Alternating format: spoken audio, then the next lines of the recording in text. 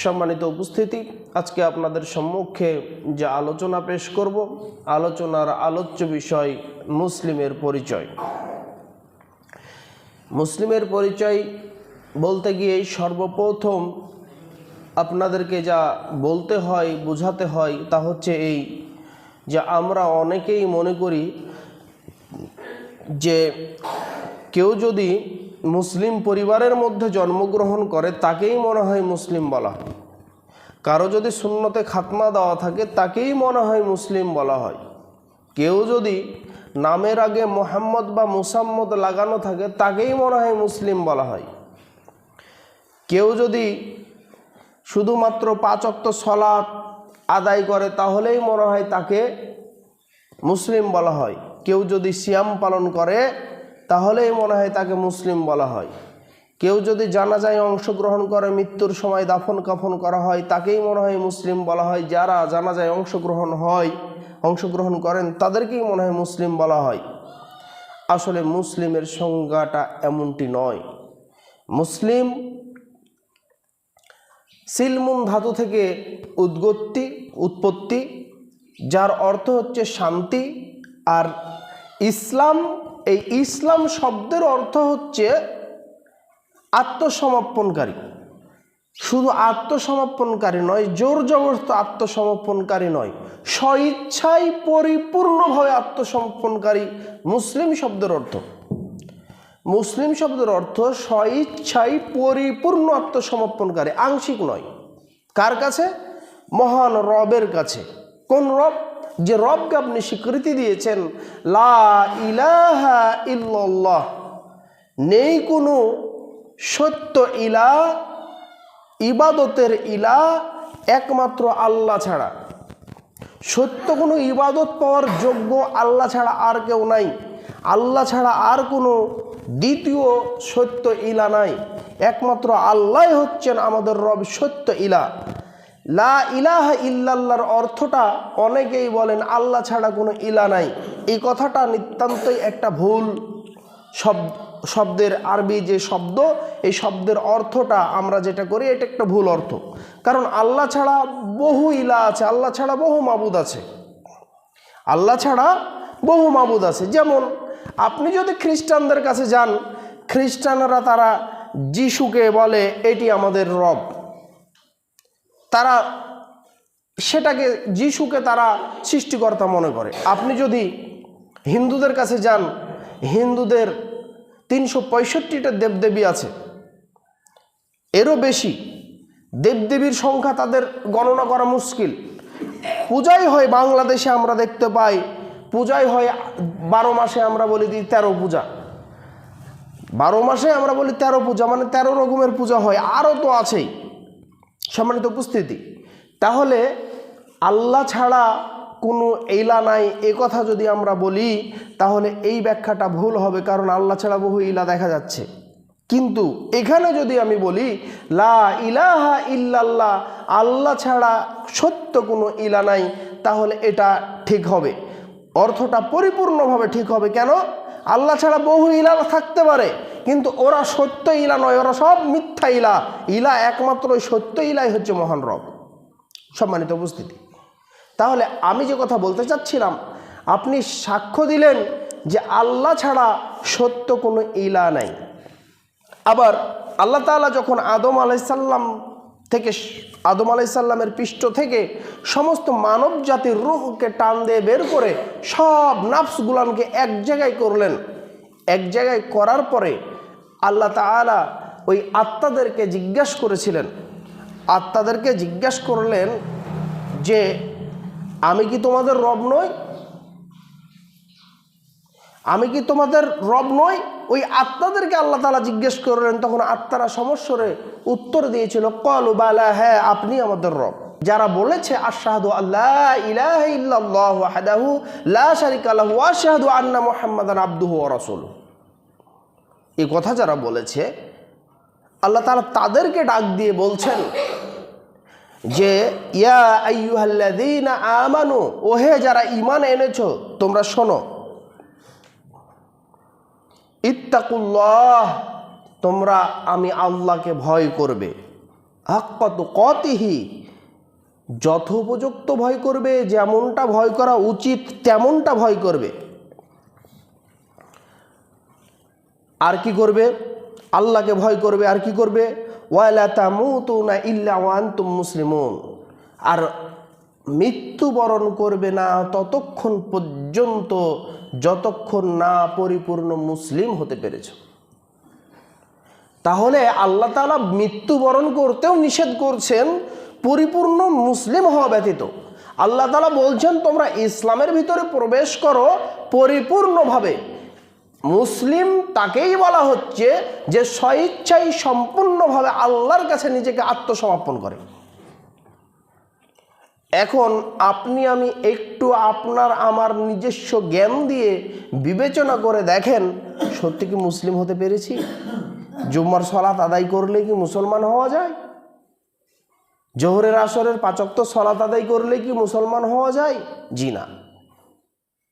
আপনি যখন ইসলামের ভিতরে পরিপূর্ণভাবে প্রবেশ করবেন তখন আপনার আপদ মস্তিষ্ক, আপনার চলাফেরা, ঘুম থেকে উঠে আবার ঘুম যাওয়ার আগ পর্যন্ত যত কাজ করবেন সব কোরআন এবং সহিহ হাদিস অনুযায়ী, এর নাম মুসলিম।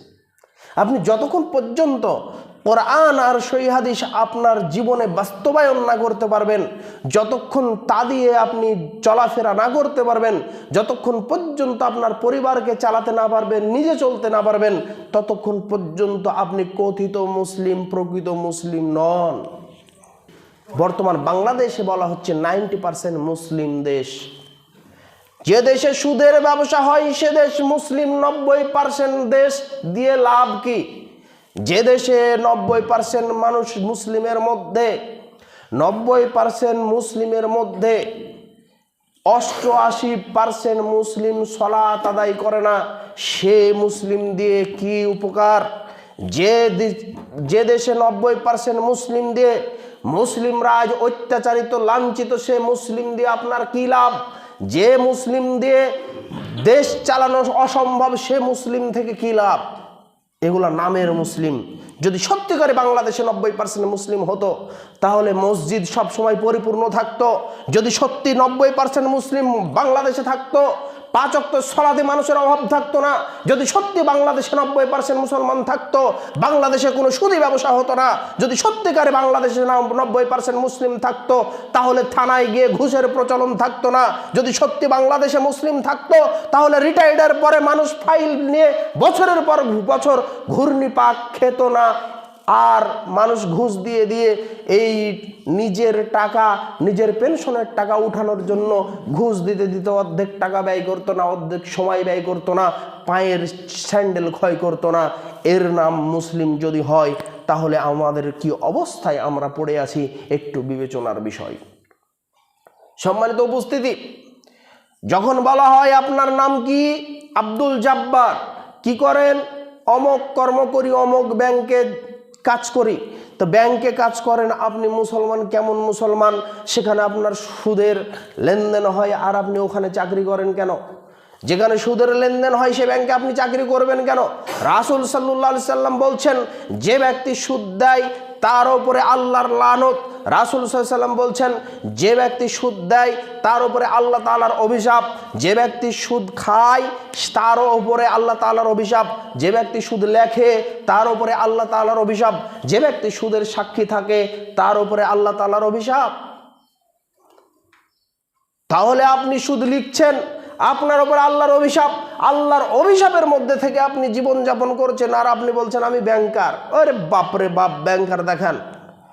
আপনি ব্যাংকার দেখিয়ে, ব্যাংকার ভেবে নিজেকে খুব গর্ববোধ মনে করেন। এ দুনিয়ায় ঠিকই, এ দুনিয়ায় বাহাদুরি আপনার চলে ঠিকই, কিন্তু ওই দুনিয়ায় আপনার পাথেও নাই, ওই দুনিয়ার আপনার রাস্তা ক্লিয়ার নাই, ওই দুনিয়ার রাস্তা আপনার খুব যানজটপূর্ণ আপনি করে ফেলেছেন। ওই রাস্তা আপনার জন্য হরতাল। আপনি বলবেন বাংলাদেশের সরকার সমাজ ব্যবস্থা যদি সুদী লেনদেন হয় সেখানে তো আমাদের কিছু করার নাই, আপনাদের করার বহুত কিছু আছে, কিন্তু আপনি আমি যদি না করি তাহলে কি করে সম্ভব? আপনি আমি যদি ওই সেই জমহুরিয়াত, ডেমোক্রেসি, আব্রাহাম লিঙ্কনের ওই গণতন্ত্রের মধ্যে ডুবে গিয়ে যখন ভোট আসবে তখন ব্যালট যুদ্ধের প্রতিযোগিতায় লেগে ব্যালট যুদ্ধে গিয়ে সিল মেরে কোনো একটি দলকে বিজয়ী ঘোষণা করি, তাহলে আপনার আমার পক্ষে এই দুর্নীতির কিংবা এই সুদের কারবারকে বন্ধ করা আপনার আমার জন্য সম্ভব নয়। আপনাকে আমাকে এই ব্যালট থেকে দূরে থাকতে হবে। আপনাকে আমাকে খেলাফতের আন্দোলন করে খেলাফত কায়েম করতে হবে, রাষ্ট্রে খেলাফত অনুযায়ী প্রতিনিধি নিযুক্ত করতে হবে। দেশকে খিলাফত আন্দোলন যেভাবে হয়েছিল ওইভাবে খলিফা দিয়ে দেশ পরিচালনা করতে হবে। সুদ বিলীন হয়ে যাবে। হয়তোবা অনেকজনকে বলা হয়, ভাই আপনাদের অবস্থা কি, এইটু আপনারা খেলাফতের জন্য কাজ করেন, কোরআন হাদিসের ছায়াতলে আসেন। তখন বলে, ভাই শোনেন, যে সরকারি আসুক আর খিলাফত আসুক, যেই আসুক না কেন, আমরা চা বেচে খাই, চা বেচেই খেতে হবে। আমরা রিক্সাওয়ালা, রিক্সা চালিয়েই খেতে হবে। আমরা দিনমজুর, আমাদেরকে দিনমজুরি করেই খেতে হবে। আমাদের ভাগ্যের কোনো উন্নয়ন হবে না। ভাই আপনার চিন্তাধারা ভুল। আপনার এই চিন্তাধারা শুধুমাত্র গণতন্ত্রের সাথে যায়, খেলাফতের সাথে নয়। কেন? খেলাফত রাষ্ট্র যখন কায়েম হয়ে যাবে, হযরতে ওমর ফারুক রাদিয়াল্লাহু তাআলা আনহু, যিনি অর্ধ পৃথিবীর খলিফা ছিলেন, তিনি যেমন আটার বস্তা পিঠে করে নিয়ে সেদিছিল দুস্থ মায়ের কাছে আটা পৌঁছে দিয়েছিল, সন্তান খাওয়ার জন্য আহাজারি করছিল, রাতের বেলায় গুদাম খুলে নিজের কাঁধে করে আটা পৌঁছে দিয়েছিল ওই মায়ের কাছে। আপনি দিনমজুর, আপনি খেতে পাননি, আপনি না চাইতেই আপনার কাছে খাবার পৌঁছাবে, এর নাম খেলাফত। আপনি চায়ের দোকানে চা বিক্রি করেন, সমস্যা নাই, কিন্তু চা বিক্রি করতে হলে আপনাকে চাঁদা দিতে হয়। এই চাঁদা থেকে আপনি দূরে থাকবেন, আপনার ইনকামের টাকা আপনার কাছে থাকবে, এর নাম খেলাফত। আপনি রাস্তা দিয়ে আপনার মেয়েকে নিয়ে হেঁটে যাবেন পর্দার সহিত, আপনার মাকে নিয়ে হেঁটে যাবেন, আপনার মাকে, আপনার বোনকে কেউ কটু কথা বলবে না, চোখ তুলে তাকাবে না, এর নাম খেলাফত। আপনি মনে করছেন খেলাফতের আসলে পারে অবস্থা খারাপ, খেলাফত আসলে পারে তো অনেক কিছু বন্ধ হয়ে যাবে। হ্যাঁ, বন্ধ হবে। কি বন্ধ হবে? পতিতালয় বন্ধ হবে। কি বন্ধ হবে? খেলাফত আসলে পারে সুদের ব্যবসা বন্ধ হবে। বন্ধ হবে ইবলিসের নামক ওই যে নোংরামি, নষ্টামি, নামধারী পতিতালয় বন্ধ হবে, এগুলো বন্ধ হবে। কিন্তু বাংলার মানুষের কপালে সুখের বন্যা বইবে। মানুষ যারা নিজের টাকা থাকার পরেও, নিজের সম্পদ থাকার পরেও জাকাত দিতে অনিচ্ছা প্রকাশ করে, তাদের কারখানে জোর করে ছিনিয়ে নিয়ে যাদের মাল তাদের কাছে পৌঁছে দেওয়া হবে, এর নাম খেলাফত। আপনি চাইলেই আপনি বেশি সম্পদের মালিক হয়েছেন, আপনি জাকাত আপনার 10 টাকা বাড়াই আপনি 2 টাকা দিবেন, এটি হবে না। খেলাফত যখন হবে তখন ওর 10 টাকায় বের করবে, এর নাম খেলাফত। জোর করে বের করবে, এটা হচ্ছে সরকারের দায়িত্ব, এবং যারা হকদার তাদের কাছে পৌঁছে দেওয়া হবে।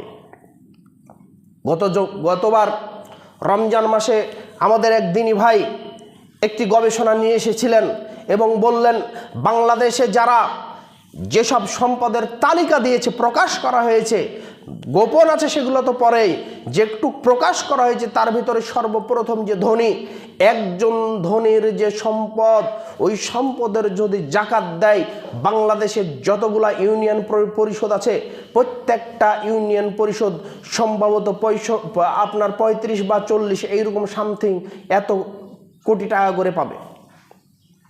একটা ইউনিয়ন যদি 30 কোটি টাকা করে পাই, তাহলে ওই ইউনিয়নে আর গরিব লোক, দিনমজুর লোক, অনাহারী লোক, দুস্থ লোক থাকার সম্ভাবনা আছে?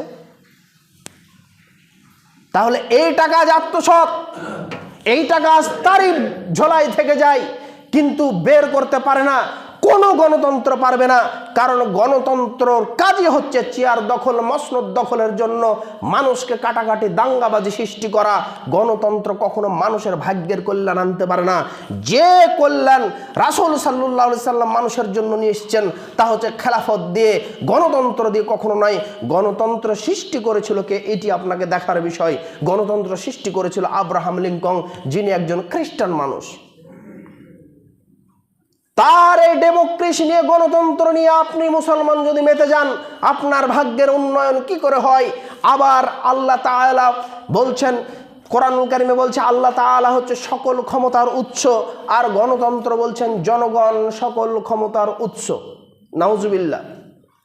সকল ক্ষমতার উৎস জনগণ। তো জনগণ সকল ক্ষমতার উৎস, তো একটা জোরে বাতাস আসুক, জনগণ ঠেকাক তো দেখি, জনগণের বাপের দিন আছে কি? একটা ঝড় শিডোল আইলা যখন আসে, জনগণ সকল ক্ষমতার উৎস, তো ওইটা ঠেকাতে পেরেছে? করোনা আসছিল, করোনায় বহু লোক মারা গেছে, জনগণ ঠেকাতে পেরেছে? হারিকেন শিডোর বহু কিছু হয়েছে, জনগণ ঠেকাতে পেরেছে? আবার অনেকে বলছে আমরা মোকাবেলার জন্য প্রস্তুত।